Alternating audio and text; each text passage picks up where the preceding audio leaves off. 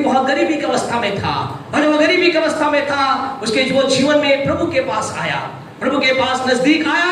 प्रभु के दास ने उन्हें बताया, अगर तुम खुदा से आशीष पाना चाहते हो क्या करो, जो कुछ तुम्हें मिले उसका 10वां हिस्सा प्रभु के राज्य में दो। उसकी कमाई 500 हुई, उसने 50 दिया। खुदा ने उसे बढ़ाया, 1000 उसकी कमाई होगी। और क्या हुआ, उसने 100 देना प्रारंभ किया, 10,000 हो गई, 20,000 हो गई। वो खुदा के साथ चलता रहा, चलता रहा, चलता रहा, और उसकी तनख्वाह बढ़ते बढ़ते 1 लाख तक पहुंच गई। 1 लाख का मतलब कितना दशमान, 10,000। बोला दिक्कत हो रही है मुझे देने में, क्या हो रही है, मुझे देने में दिक्कत, 10,000 कहां से दूं। वो खुदा के पास गया, बोला प्रभु बहुत मेहनत से कमाया, दिक्कत हो रही है। खुदा ने कहा दिक्कत हो रही है, तेरी दिक्कत कम कर देता हूं, तेरी दिक्कत कम कर देता हूं। तो ज्यादा देना नहीं चाहता, कोई बात नहीं। और कहा, खुदा ने कहा मैं तेरी दिक्कत कम कर देता हूं, मैं तेरी सारी परेशानियां जानता हूं, मैं तेरी सारी परेशानियों को दूर करने के लिए तैयार हूं। और परमेश्वर ने क्या किया, उसने बिजनेस को जो 1 लाख में था 50,000 रुपए ला के दिया। बोला प्रभु ये क्या किया, बोले तुझे दिक्कत हो रही थी, अब 5,000 में दिक्कत तो नहीं है, और अगर यहाँ भी दिक्कत है तो और तेरी दिक्कत दूर करो। उसने कहा प्रभु दिक्कत नहीं है, मैं दूंगा। आपसे कहे हमें खुदा 1 लाख देता है, हमें 10,000 देने में दिक्कत है, 90,000 अभी पॉकेट में छिपा रखे हैं, वो तो दिक्कत नहीं दे रहा, 10,000 दिक्कत दे रहा है, तो खुदा क्या करेगा। हमारे कई बार कई लोगों की दिक्कत को खुदा दूर करता है। कभी दिक्कत मत महसूस कीजिए खुदा के हिस्से को देने में, क्योंकि जितना आप देंगे खुदा उतना ही आपको बढ़ाएगा। खुदा को तो 10 ही तो चाहिए, 90 तो आपको मिलेगा। अगर मेरे पास 2 करोड़ हो जाए तो मैं 20 लाख की तो खुदा को दूंगा, 80 लाख तो मेरे पास आएंगे, है ना? नहीं, 1 करोड़ 80 लाख तो मेरे जेब में रहेंगे। तो मुझे क्या कहना है, मैं 20 लाख दे दूंगा, खुदा मुझे 3 करोड़ दे दे, मैं 30 लाख तुझे दूंगा, मुझे कोई दिक्कत नहीं, मुझे आज तक कोई दिक्कत नहीं हो। खुदा के लोगों आपको बताना चाहते हैं, जितना आप देते हैं, जितना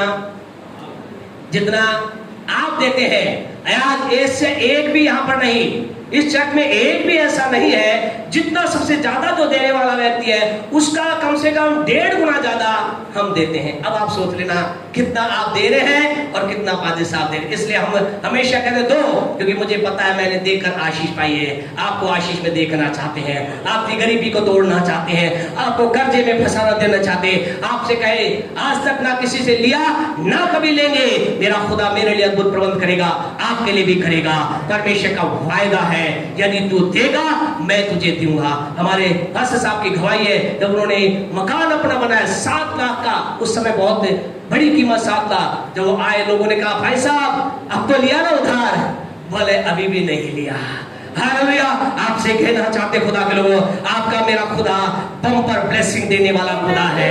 वो खुदा बम्पर ब्लेसिंग देने वाला खुदा है। परख कर देखो, परख कर देखो, परख कर देखो, भला है। हालेलुया।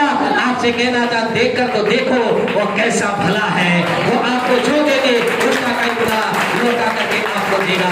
आपका मेरा खुदा अद्भुत खुदा है। वो परमेश्वर या गलातियों क्या कह रहे हैं 5-7 में कहा, तुम तो भली भांति दौड़ रहे थे। हाँ जी आगे, अब किसने तुम्हें रोक दिया, किसने रोक दिया, किसने रोक दिया जी तुम्हें। क्या कह रहे हैं, क्या कह रहे हैं, ये कह रहे हैं तुम तो भली बातें दौड़ रहे थे, किसने रोक दिया। आज चेक योर लाइफ, क्या भूखे रुकने वाले लोगों के लिए है। यदि आप में कोई रुक गया तो देखें किसने रोक दिया। पाप ने रोक दिया, लोगों ने रोक दिया, नौकरी ने रोक दिया, आशीष ने रोक दिया, धन ने रोक दिया, लोगों ने रोक दिया, पड़ोसी ने रोक दिया, किसने रोक दिया। आपसे कहें यहाँ पौलुस क्या कह रहा है, बोले तुम तो बढ़िया दौड़ रहे थे, बहुत बढ़िया, तुम हालेलुया प्रेज द लॉर्ड कर रहे थे, अच्छी प्रार्थना स्तुति आराधना कर रहे थे, आशीषों बह रहे थे, तुम्हें किसने रोक दिया, किसने रोक दिया। आज आप और मेरे जीवन के अंदर किसने हमें रोक दिया, क्या किसी ने हमें रोक दिया है। अगर रोक दिया है तो आपसे कहना चाहते हैं आइए हम रोकने वाली वस्तु को हटा दें। अगर वो काम है एक तरफ हटा दे, खुदा अनुग्रह करेगा। शाऊल के जीवन के ओर हम चले, 1 शमूएल उसके 16वें अध्याय के अंदर शाऊल परमेश्वर की बात मानने से उसने इनकार किया, प्रभु की बात को मानने के लिए छोड़ दिया। और वहां पर एक व्यक्ति था जिसका नाम था शमूएल। शमूएल क्या कर रहा था उस शाऊल के लिए, लगातार पढ़े 1 शमूएल 16 का 1 पढ़े, 16 का 1। यहोवा ने शमूएल से कहा, हाँ जी, मैंने शाऊल को इज़राइल पर राज्य करने के लिए तुच्छ जाना है। हाँ जी, तुम कब तक उसके विषय विलाप करता रहेगा? क्या कर रहा था यहाँ सैमुएल? लगातार इसके लिए दुआ कर रहा, खुदा इसके मन को बदल दे, इसके हृदय को बदल दे प्रभु, इसके जीवन में काम कर, इसके जीवन के अंदर कार्य कर प्रभु, ये आज्ञा पालन करने वाला बन जाए, ये आज्ञा मानने वाला बन जाए। लेकिन साउल भाई साहब है, क्या है, टस से मस नहीं हो रहे, बोले नहीं मानूंगा, है ना, कई होते ना नहीं मानूंगा। कई बार हमारे छोटे बच्चे हैं, कई बार कहते हैं कुर्सी पे बैठ गए तो नहीं हटूंगा, हटते नहीं, हट जाए तो नहीं हटूंगा, तो उन्हें खींच कर रोने लग जाएंगे लेकिन हटेंगे नहीं। ऐसे साउल भी कर रहा था, नहीं मानूंगा। उसके लिए विनती की जा रही, दुआ की जा रही है, प्रार्थना की जा रही। आपसे कहें आपके जीवन के अंदर जो अनाज्ञा कहता है वो अनाज्ञा आज्ञा पालन बन जाए, इसके लिए खुदा के लोग आंसू बहाते हैं, खुदा के लोग खुदा की उपस्थिति में जाते। सैमुएल के बारे में ऐसा लिखा है, वो खुदा से विनती करने लगा, हे प्रभु, इसके जन्म में खुदा ने क्या कहा? खुदा ने कहा, फिर प्रभु ने क्या कहा? बस काफी विनती तेरी, तूने विनती की, तूने निवेदन किया, लेकिन वो साउल बदलने वाला नहीं, बदलता नहीं है। आपसे कहना चाहते हैं प्यारे परमेश्वर को, पहला रिएक्शन या पहला परिणाम यह आता है, व्यक्ति प्रभु की बात को नहीं मानता, प्रभु को दुख होता है।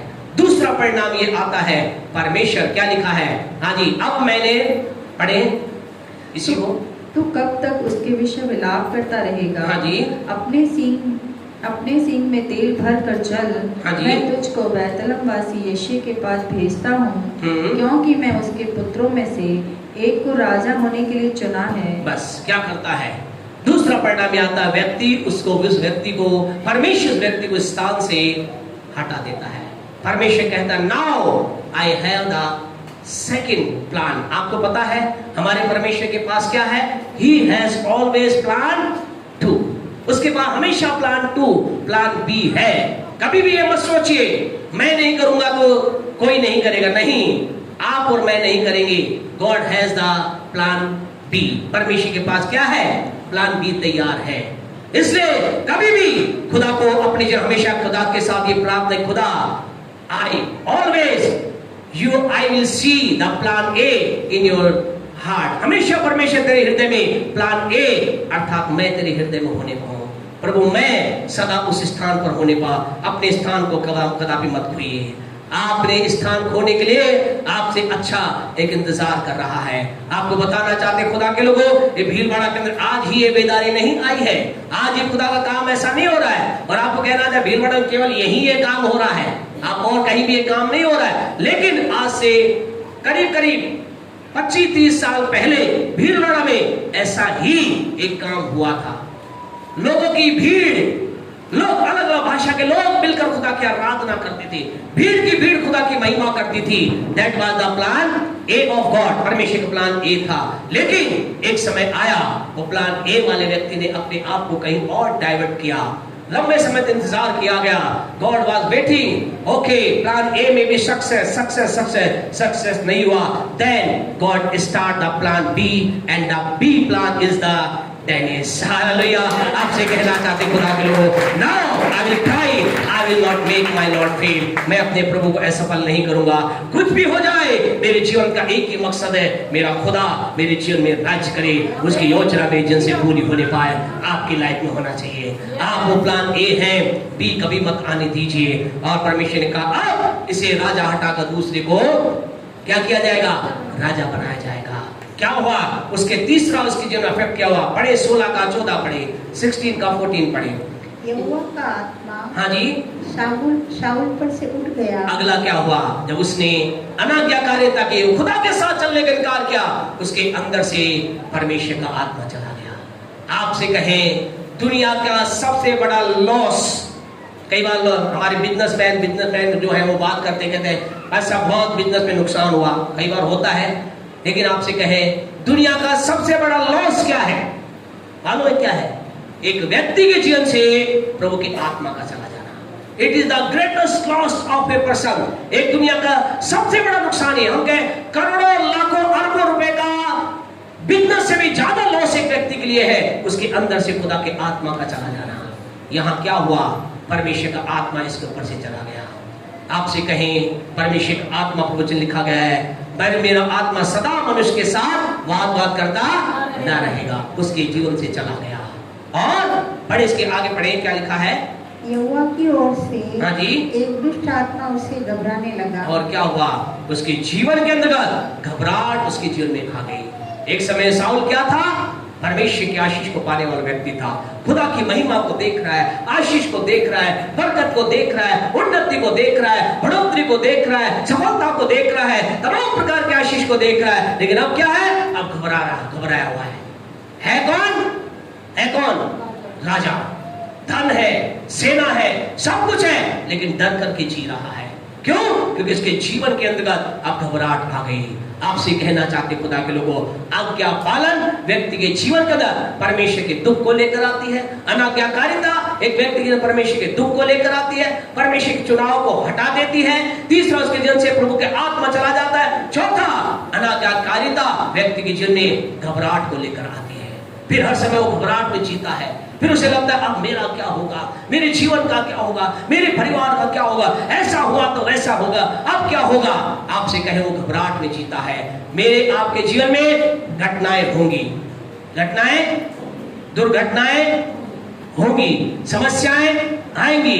कई बार ऐसा होगा जिस पर मेरा भरोसा करे वो हमें धोखा दे सकता है। कई बार मेरे जीवन के अंदर, आपके जीवन में हानि आएगी, लॉस आ सकता है, कमी आ सकती है, घटी आ सकती है। लेकिन अगर हम आज्ञा पालन हैं, आज्ञाकारी व्यक्ति हैं, हम घबराएंगे नहीं, हम चलते रहेंगे। कोई बात नहीं, आज 1000 का लॉस हुआ है, मुझे मालूम है 2000 मेरे लिए आ रहा है, 2 करोड़ मेरे लिए आ रहा है। हम घबराएंगे नहीं, हम चिंता ना करेंगे, हम विचलित ना होंगे। आपसे कहना चाहते खुदा के लोगों, हम तो अपनी गवाही ज्यादातर देते हैं, इसलिए लोगों कहते हैं, कल हम बता रहे थे बाइबल स्टडी में, हमेशा उसको फॉलो ना करे जो आपको प्रभु में लेकर आया है। हमेशा उस परमेश्वर के दास को फॉलो करें। क्यों करें? क्योंकि परमेश्वर के दास को प्रभु ने बुलाया है। जिसको आपने प्रभु बताया है, वो प्रभु के द्वारा बुलाया हो सकता है, नहीं हो सकता इसका मालूम नहीं है। तो हमेशा प्रभु के दास को, क्योंकि इसलिए हम कहते हैं, हम जो करते हैं वो आप करें, आशीष पाएंगे। पिछले 8 से 9 महीने तक, आप पिछले 8 से 9 महीने से क्या हो रहा है आपको मालूम, कलीसिया के अंतर्गत करीब मंथली 15 से 20 हजार मंथली कम आ रहा है। ठीक है, देने वालों 15 से 20 हजार कम आ रहा है। तो कितना हो गया? 8 महीने का लगा लो, 20 का हिसाब से 20 सकते पिछले वाला 16,000 अरे सर तो बिजनेस मैन है। कितना हो गया जी 8 महीने का? 1,60,000 1,60,000 कम आ रहा है। उसके बाद भी कमी देखी क्या आपने? अरे कोई कमी देखी क्या आपसे? कभी घबराहट देखी क्या? कभी देखा कि भाई साहब को अरे ये क्या होगा, वो क्या होगा? आपसे कहना चाहते हैं, मनुष्य अपना सोर्स है ही नहीं। अगर आप सबके सब ना दो तो भी कोई दिक्कत नहीं है, सोर्स तो अपना वो है। हालेलुया। वो आपको मालूम वो क्या करेगा? वो कहीं से भी किसी को भी लेकर आ जाएगा। पिछले आपसे कहना चाहते हैं, जहां जब था वहां से नहीं आया, लेकिन खुदा कहीं से लाया। आवश्यकता तो पूरी हुई। आपसे कहना चाहते खुदा के लोगों, जब आपकी जब आज्ञा पालन होगी, आप घबराएंगे नहीं, आप शान से जिएंगे। हम जिएंगे शान से, चलेंगे, बैठेंगे, उठेंगे, हम शान से। मरेंगे शान से नहीं भैया, मरने वाले तो है नहीं, उठाए जाएंगे। कहीं मत बोलना मरेंगे तो भी शान से मरेंगे, ऐसा मत बोलना भैया। हम जिएंगे जब तक शान से जिएंगे, क्योंकि खुदा की बात को मानते हैं, मनुष्य की तरफ नहीं देखते। मनुष्य को प्रसन्न करना मेरा काम नहीं है, मैं तो मेरे खुदा को प्रसन्न करता हूँ। आप भी तो ऐसे ही हैं। बोले मैं भी तो ऐसा ही हूँ। बोले भाई साहब मैं भी तो ऐसा हूँ। बोले मैं भी तो ऐसा ही हूँ, मैं मेरे खुदा को प्रसन्न करता। आपसे कहे इसके जीवन में क्या आ गई? घबराहट आ गई, घबराने लगा। सब कुछ इसके पास है लेकिन घबरा रहा है, डर रहा है। क्या कोई कमी इसके पास है लेकिन घबरा रहा है? क्यों? आज्ञाकारिता, इसलिए खुदा की बात को मानने से इनकार किया। आज आप में से कुछ लोग हैं, कहेंगे पास्टर साहब मुझे ऐसा लग रहा है मैंने भी आज्ञा नहीं मानी, मैं भी नहीं खुदा के साथ चलना छोड़ दिया, क्या मेरे जीवन के अंदर क्या मुझे खुदा नीचे उतार देगा? क्या खुदा मुझे पद से नीचे उतार देगा? क्या परमेश्वर मेरे जीवन से अपने आत्मा को अलग कर लेगा? क्या परमेश्वर मेरे जीवन में घबराहट को लेकर आएगा? आपसे कहना चाहते हैं, शाऊल को ऐसा अवसर था कि वो क्या करे, लौट करके उस जगह पर आ सके, लेकिन नहीं आया। लेकिन एक और व्यक्ति है, बाइबल ऐसी चीज है, बाइबल क्या बताती है? एक व्यक्ति की सफलता भी बताती है और असफलता बता। एक और व्यक्ति है जिसने भी क्या किया, परमेश्वर की बात को नहीं माना, परमेश्वर की बात का इनकार किया, खुदा की बात का इनकार किया। लेकिन जब उसने इनकार किया, उसे मालूम चला, दूसरा सैमुएल उसके 12वें अध्याय को निकाले, जल्दी से चलिए हम खत्म करेंगे, समय दौड़ रहा है। घड़ी किसने बनाई? पकड़ के लाना जी, अब तो है ही नहीं वो दुनिया में। दूसरा सैमुएल 12वां अध्याय। यहाँ एक व्यक्ति और है जिसने गलत किया, गुनाह किया, पाप किया, परमेश्वर की बात को नहीं माना, और जब इसको पता चला मैंने खुदा की बात को नहीं माना। दूसरा सैमुएल 12 का 13 पढ़े। हाँ जी। तब दाऊद ने हाँ जी नातान से कहा, मैंने यहोवा के विरुद्ध पाप किया है। क्या? हाँ, इसने भी गुनाह किया। ये भी कौन था? एक राजा था। इसके बाद भी इसको भी परमेश्वर क्या क्या था? ये भी अद्भुत बात है, इसको भी खुदा ने कहां से उठाया था? चरवाहे से राजा बनाया था। आपसे कहे, You are the next person who is going to become the king and queen. आमीन बोले अपने आप के लिए। हालेलुया। आप भी तो वही है, आज मेरा आप भी तो वही है। हम में से कोई चरवाहा के रूप में बहुत छोटा है, कोई शाऊल के रूप में छोटे गोत्र का है, कोई है, लेकिन हमारा परमेश्वर क्या करता है? घोड़े से उठा करके चट्टान पर रखता है। इसे भी उठाकर राजा बना दिया। लेकिन जब ये ऊंचाई पे गया, ऐसा लिखा इसने भी पाप किया।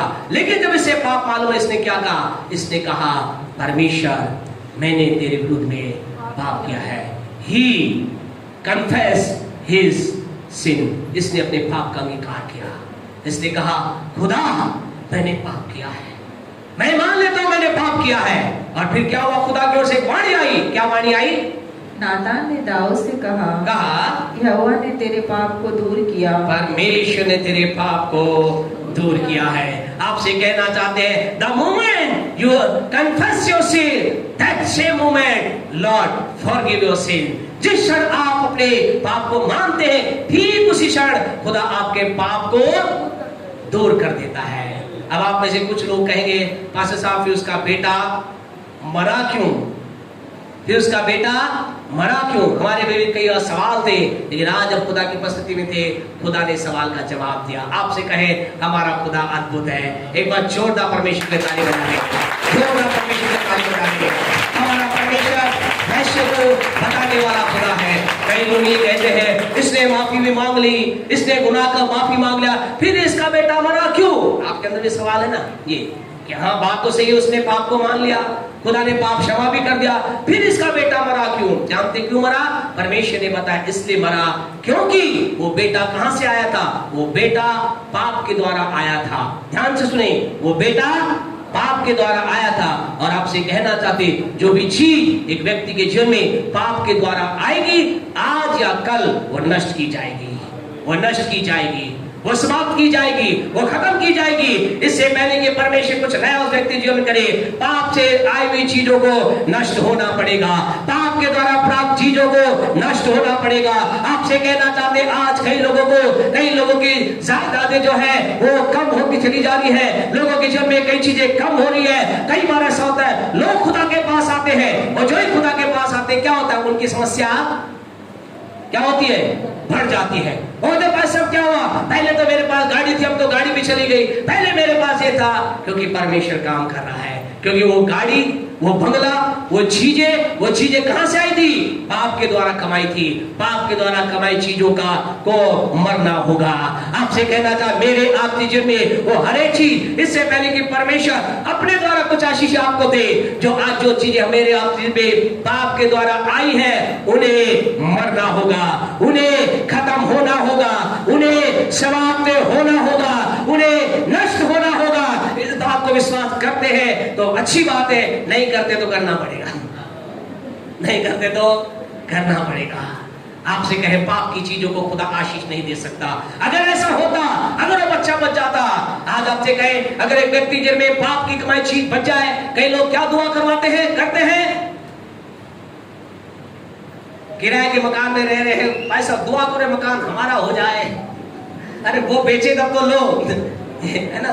कब्जा बोले फाइल लगा रखी है, कौन सी फाइल लगा रखी, वकील लगा रखा है, सबसे बढ़िया वकील लगा रखा है, इस मकान पे कब्जा करने के लिए। नहीं होगा कब्जा, सारी जायदाद खो दोगे, कब्जा होने वाला, क्योंकि पाप की चीज खुदा आपको नहीं देगा। परमेश्वर अगर आपको देना चाहेगा उससे आपको निकालेगा, अद्भुत देगा। आप कहेंगे फैसला फिर उसके साथ क्या हुआ, दाऊद का क्या हुआ, घर जाकर आप पढ़ना इसी के 12वें अध्याय को आगे आप पढ़ोगे। 24 को पढ़े, क्या लिखा है, जल्दी से पढ़े, टाइम है तो आपके पास। 12 का 24, यस।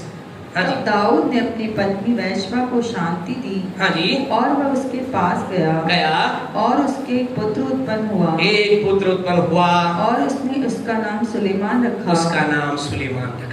आपसे कहना चाहते हैं परमेश्वर ने पाप की चीज को खत्म किया, फिर उसके द्वारा एक उसके पास आया और उसका नाम क्या था, सुलेमान। सुलेमान कौन हुआ, सुलेमान उस समय का अब तक का सबसे बुद्धिमान व्यक्ति हुआ, उस समय का प्यारे परमेश्वर को धनी व्यक्ति हुआ।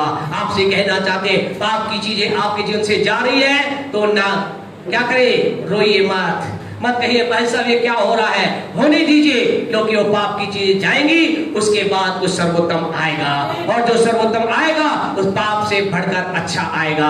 अगर आपकी छोटी गाड़ी चलेगी जो पाप से थी, विश्वास करे, लिख ले, परमेश्वर आपको खुदा अपने अनुग्रह के द्वारा बड़ी सर्वोत्तम उत्तम गाड़ी देने जा रहा है। अगर पाप के द्वारा कुछ गलत चीज आपके जीवन में है, आपसे कहना चाहते हैं जाने दीजिए, कुछ परमेश्वर सर्वोत्तम आपके जीवन में लाने वाला है। पाप की कोई चीज परमेश्वर के लोगों में फलवंत नहीं होगी और नहीं होगी, उसे जानना ही होगा। अगर खुदा के काम को देखना चाहते हैं और उसके पश्चात एक संतान मिली जो सबसे बुद्धिमान थी, आपसे कहना चाहते आज आप ये कह रहे हैं पास्टर साहब हमसे गलती हुई तो क्या करें, खुदा से क्षमा मांगे, परमेश्वर के प्रभु मुझे क्षमा कर, और हम अपने आप को अनाज्ञाकारिता से कहां लेकर आए, आज्ञा का पालन में लेकर आए। दाऊद ने कहा मुझसे गलती हुई है, खुदा ने कहा ठीक है मैं तुझे क्षमा करता। और उसके बाद क्या हुआ दाऊद का, दाऊद जीवन भर जब तक वो जीवित रहा राजा बनकर रहा, और उसकी मृत्यु पहले परमेश्वर को ठीक समय के अंतर्गत वो ऐसा लिखा अपने लोगों में सो गया। उसने खुद अपने हाथों से अपने बेटे सुलेमान का राज्याभिषेक किया, अपने बेटे को गद्दी बैठाया और उसने आनंद के साथ अपने जीवन को बिताया। क्या था दोनों में अंतर, दोनों में अंतर ये था प्यारे परमेश्वर को साउल ने गलती की, अनाज्ञाकारिता की, लेकिन वो उसने उससे कभी फिरा नहीं। दाऊद ने क्या किया, दाऊद ने भी गलती की, गलती करना कोई बड़ी बात नहीं है, लेकिन अब मत करना। कई लोग बढ़िया पैसा गलती है क्षमा मांग लेंगे, आपसे कहें एक प्रभु के दास ने एक बहुत बढ़िया बात पिछले दिनों बताई, पहले वो गलती करके उनके पास इतना मौका था कि वो क्षमा मांग कर चले, अभी आपके मेरे पास इतना मौका नहीं है, क्योंकि पहले क्या होता था, उनकी उम्र कितनी होती थी, 980 साल, 300 साल, 200 साल, बड़ा लंबी लंबी उम्र होती, तो उनके पास और अवसर था गलती करे। आज मेरे आपके पास ज्यादा उम्र नहीं है, और दूसरे शब्दों में कहे यीशु आने वाला है, यीशु बस आने वाला है। तब ये ना कहे कभी भी गलती करूंगा, अब गलती का समय नहीं है, यीशु आने वाला है, बस अब तो आनंद से चलने का समय है। आपको एक आखिरी वचन पढ़ा करके बंद करना चाहते खुदा के लोगों, जब जब आप अपने हृदय के बहुत छोटा सा वचन है लेकिन बहुत पावरफुल वचन है, आज की सुबह आपसे कहना चाहते खुदा के लोगों, मुझे आपको अपने आप को आज्ञा पालन में देना है, परमेश्वर की बात में अपने आप को देना है। अगर हम देंगे हम ब्लेस होंगे। खुदा का वचन कहता है सबोपदेशक की पुस्तक उसका 10वां अध्याय, सबोपदेशक की पुस्तक उसका 10वां अध्याय, अब आप सब अंडरलाइन कर ले, लिख ले, आप कंप्यूटर माइंड लोग हैं, हृदय की पटिया को उतार ले, अपने अंदर बैठा ले, दिनों रात इस बात को याद रखें। सबोपदेशक 10:8 पढ़े जी। हाँ जी। जो गड्ढा खोदे वह उसमें गिरेगा, गिरेगा, और जो बाड़ा तोड़े उसे सर्प डसेगा, उसे सर्प डसेगा। आपसे कहे आज्ञा पालन का बाड़ा तोड़ा जाएगा, सर्प डसेगा। ये बहुत छोटा सा वचन, बहुत कम ध्यान दिया जाता है, लेकिन पवित्र आत्मा ने बताया अपने लोगों को, मेरे लोगों को बता, अगर कोई क्या करेगा, बाड़ा तोड़ेगा, सर्प क्या करेगा, है ना, सर्प क्या करेगा, डसेगा। सर्प कौन है, कौन है सर्प, किसका प्रतीक है सर्प, शैतान, अपना क्या बना लेगा, भोजन बना लेगा। याद रख कब, जब बाड़ा तोड़ा जाएगा। लेकिन अगर आप बाड़े में बने रहेंगे, सर्प बाड़े के अंदर नहीं आ सकता, शैतान बाड़े के अंदर नहीं आ सकता, शैतान बाड़े के अंदर नहीं आ सकता। एक व्यक्ति जिसने आज्ञा पालन के अपने आप को दे दिया, उसके चारों तरफ एक बाड़ा है। उसके जीवन में शैतान और शैतान के हथियार नहीं आ सकते। गरीबी का श्राप उसके जीवन में नहीं आ सकता, उसके जीवन बीमारी का जो सर्प है उसके जीवन नहीं आ सकता। लेकिन अगर क्या होगा, बाड़ा टूटेगा, बाड़े से बाहर जाएंगे, क्या करेगा, बैठा है वो, है ना, बैठा है कौन, बोले नागराज जी बैठे है ना, बैठा है वो, तू मेरा से मेरा बीन बजा ले, कुछ भी नहीं होगा, है ना, बजाते रहो कितनी बीन, क्या करेगा, वो काटेगा, डसेगा। हमें अलर्ट रहना है उस सर्प से। उस सर्प को मौका मिल जाता है जब बाड़े से बाहर जाया जाता है। बाड़े में बने रहें, आनंद रहें। बाड़े में क्या है, कभी खुदा ने चाहा तो बताएंगे बाड़े में क्या है, लेकिन आपको बताना चाहते हैं बाड़े में आनंद है, आशीष है, भरपूरी है, चंगाई है, छुटकारा है, धन है, दौलत है, आनंद है। ओ महिमा ही महिमा कहाँ है, बाड़े के अंदर है। हालेलुया, आज्ञा पालन में सारी चीजें हैं। हम क्या रहे, बाड़े में बने रहे। गर्मी में कई बार मैं आप जाते हैं, अभी आने वाले दिनों में जाएंगे, जब मेजा डैम जाते हैं तो कई लोग क्या है, उन मेजा में पड़े रहते हैं, उस जगह आ जाओ भाई, और ऐसा मजा आ रहा है थोड़ा यहाँ रहने में। आपसे कहे ऐसा ही आनंद उस बाड़े में है। हमारी इच्छा होती हो आशीषों का आनंद लो। आप आशीषों का आनंद लेना चाहते हैं, बड़ी बड़ी आशीषें आपका इंतजार कर रही हैं, अद्भुत आशीषें आपका इंतजार कर रही है। खुदा के लोगों, अभी हमारे पास ऐसा, खुदा ने ऐसा काम नहीं किया, खुदा काश में खुदा दे दे, क्या करे, हर एक का सिर को तोड़कर उसके अंदर बाट बैठा दे। यार खुदा के साथ रहो, अद्भुत आ रहा है, अद्भुत आ रहा है। खुदा से दूर जाके लेकर क्या लोगे भैया, कुछ नहीं होगा, रोना आंसू होगा, लेकिन खुदा के अंदर भरपूरी आएगी, आनंद आएगा, ब्लेसिंग आएगी। इच्छा तो होती है, कई लोग कहते हैं पैसा, रात को मीटिंग बहुत देर तक चलती है, हमने हमारी तो इच्छा होती है पूरी रात चलाएं। अरे यही तो आनंद है, हालेलुया, भाड़े में ही तो आनंद है, भाड़े में ही आनंद है, खुदा की उपस्थिति में आनंद है। दुनिया में जाकर करोगे क्या, घर पे तुम करते क्या हो, टीवी देखोगे, सौ सात वो तो खत्म हो गया आजकल, है ना। आजकल कौन सा आता है, पहले तो वही चलता था, सास भी कभी बहू थी, बहू भी कभी सास थी। अरे बनते रहेंगे, सास बहू को बनने दो, उन्हें तो आप और मैं तो अपना काम करें। हालेलुया, मुझे आपको क्या करें, हम तो बाड़े में रहें। यहाँ बाड़े में आनंद है, बाड़े में छुटकारा है, बाड़े में आशीष है, बाड़े में बरकत है। आइए मेहरबानी से खुदा की उपस्थिति में खड़े हो जाए। परमेश्वर आज मुझे आपको ब्लेस करना चाहता है। बच्चे आगे चढ़ जाए। आज जैसा आपने बताया, एक अलग रीति से आज आपके पीछे कोई खड़ा नहीं होएगा, आज आपके पास भी कोई नहीं खड़ा होएगा। हम इन दिनों में मैच्योरिटी में, हमने कहा बाइबल क्लास में बता रहे थे, हम मैच्योरिटी में चलना है, हमें आत्मा के अभिषेक में चलना है, हमें पवित्र आत्मा की गहराई के अंदर चलना है, हमें पवित्र आत्मा के चलन को समझना है। तो आप अपने आप को not to be out of control, अपने आप में आउट ऑफ कंट्रोल ना हो और बिल्कुल हीट भी ना बने, दोनों चीजें गड़बड़ है। कई लोग बोले हिलते ही नहीं है, वो भी दिक्कत है, कई बहुत ज्यादा हिलते हैं, वो भी दिक्कत है। आप क्या करें, मैं छोटी कंदगार, मैं राम खुदा के साथ रखें, खुदा हमें छूने पाए। आपको जैसे आपने कल संडे में बताया था, जब खुदा छुएगा चीजें बदल जाएंगी, परिस्थितियां बदल जाएंगी, आपका जीवन चेंज हो जाएगा, आपकी सारी चीजें बदल जाएंगी। आज परमेश्वर आपके जीवन में बदलाव लाना चाहता है। आज इस समय परमेश्वर आपको आशीष, परंपरा आशीष में ले जाना चाहता है। लेकिन उससे पहले सवाल ये है, क्या आप आज्ञा पालन में हैं? आप नई आशीष की ओर, बड़ी आशीष आपका इंतजार कर रही है। लेकिन यदि आज्ञा तोड़ी गई है, आज खुदा से कहे, मुझसे ना कहे, हमसे ना कहे, खुदा से कहे, खुदा माफ कर, मैं एक बार फिर आज्ञा पालन में, पहले से प्रेम में अपने आप को, खुदा हमसे चाहता क्या है, पहला सा प्रेम। वो स्त्री प्रेम से घर जाकर होशे 6:6 को जरूर पढ़े, वो कहता है बलिदान से नहीं, स्त्री प्रेम से प्रसन्न होता हूं। वो चाहता है कि आप उससे पहला सा प्यार करें। इससे पहले अवसर रहेगा उन लोगों के लिए जो जीवन में कष्ट में है, परेशानी में है,